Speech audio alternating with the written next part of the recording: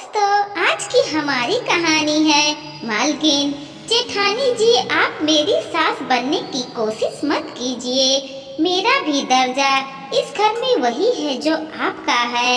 बेवजह मुझे समझने की और बीच में टांग अड़ाने की जरूरत नहीं है। मेघना ने एक तरीके से संजना को सुनाते हुए कहा, जो सबके बीच बैठकर उसके काम में मीन मेघ निकाल रही थी। अचानक मेघना के मुंह से ये सब सुन करके संजना चिढ़ गई और सबके सामने ही बोली, ये लो भाई, आजकल तो देवरानी को समझाने का जमाना ही नहीं है। बड़ों का बिल्कुल सम्मान नहीं करती। कोई उसकी कमी बताए तो उन्हें यहाँ तक टांग अड़ाना लगता है। भाभी, टांग अड़ाने में और समझाने में बहुत फर्क होता है।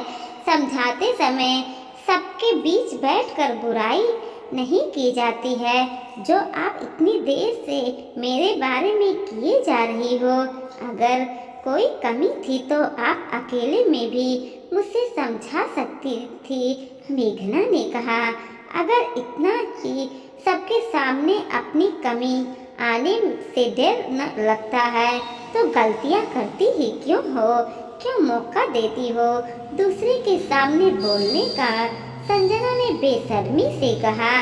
बड़ी बहू, चुप रहो तुम, क्या बोले जा रही हो?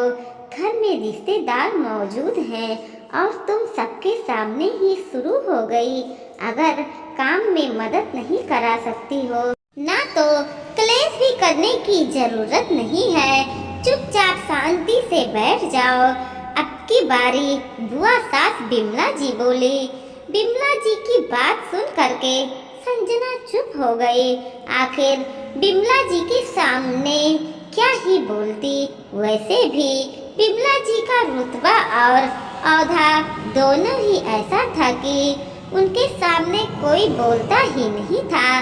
खुद ससुर जी रमन जी उसकी कोई बात नहीं टालते थे। रमन जी के 2 बेटे और 1 बेटी थी। दोनों बेटे अच्छे नौकरी करते थे और दोनों बेटों का विवाह हो गया था। बड़े बेटे गगन का विवाह संजना के साथ और छोटे बेटे मानव का विवाह मेघना के साथ हुआ था।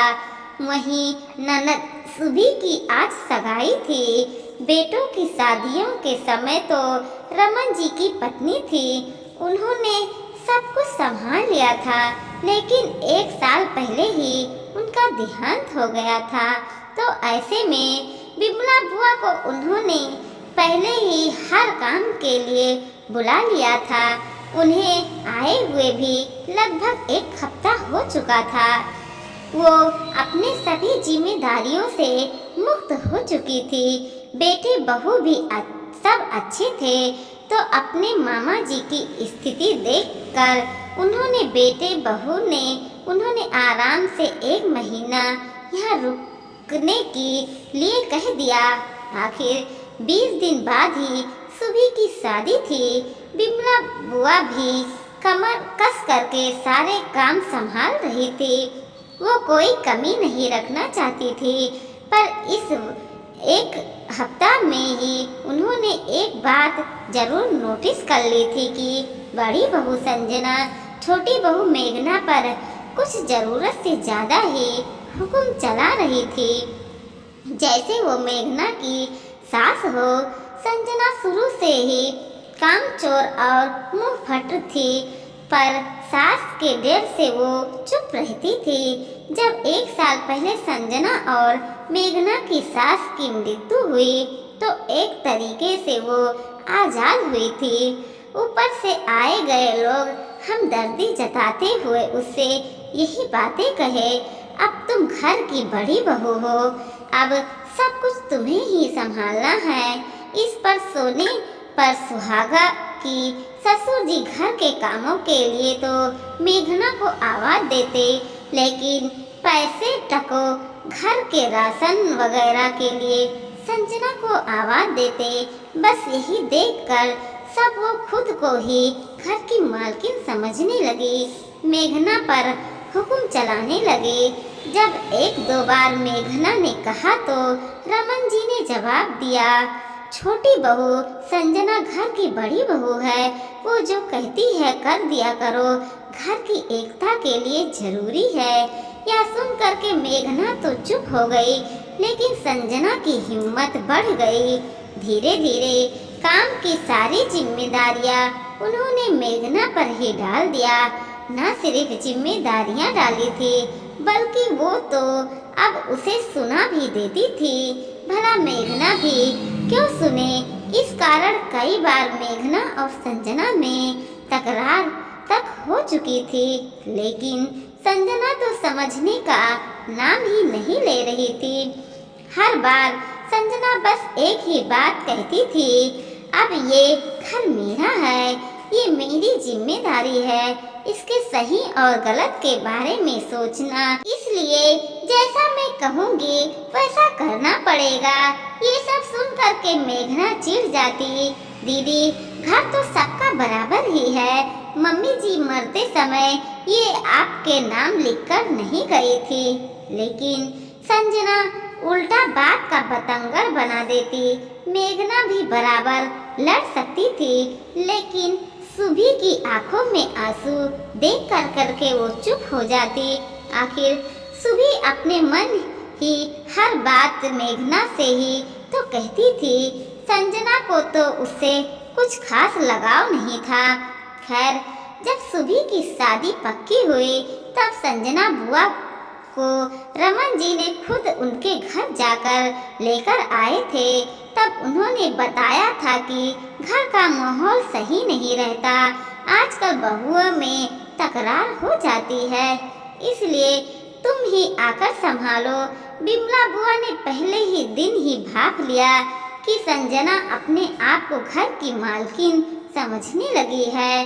अब वो खुद को मेघना की जेठानी नहीं बल्कि सास समझने लगी है। ऊपर से सुभी ने भी कई बातें बताई जिसे उन्होंने समझ में आ गया था कि गलती रमन जी की भी है। आज सुभी की सगाई थी। सारे प्रोग्राम के बीच में संजना मेघना पर कुछ न कुछ ताने कसती रहती, पर काम ना बिगड़ जाए इसलिए मेघना चुप हो जाती।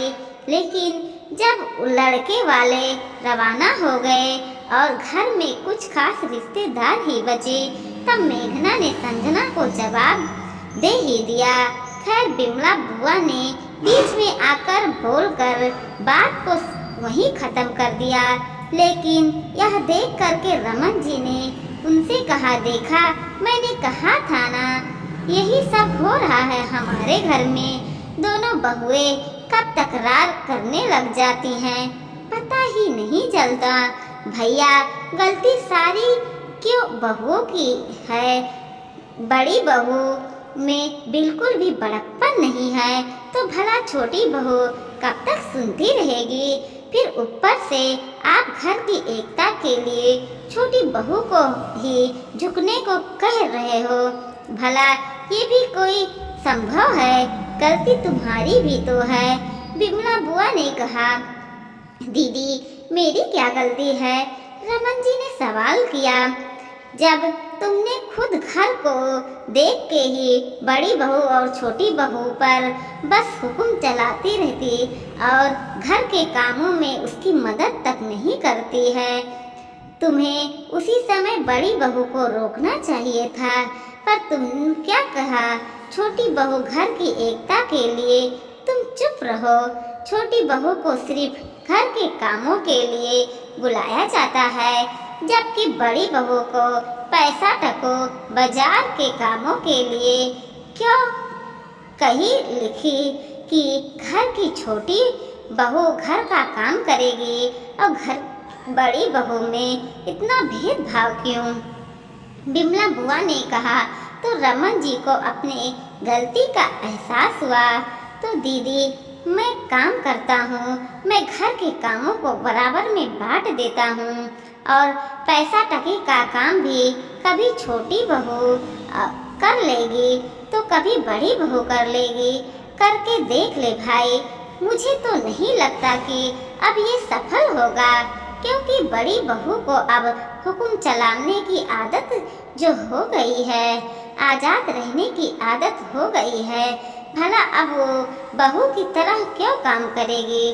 बिमला बुआ ने कहा, मतलब इलाज तो समय पर ही किया जाता है, तभी सार्थक होता है। इतना लंबा समय लेकर के इलाज करेगा ना तो सफल नहीं होगा। सुबह की शादी हो जाने दे, उसके बाद दोनों को अपनी अपनी जिम्मेदारियां खुद उठाने दे। साथ रह करके परिवार खंडित हो, उसे अलग रहकर परिवार एक साथ रहे तो बेहतर है।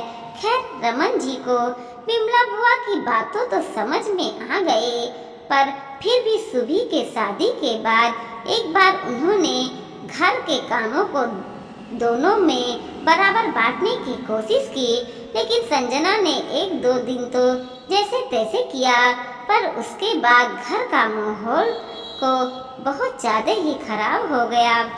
तो रमन जी ने दोनों को अलग अलग कर दिया, जबकि वो खुद मेघना के साथ ही रहे।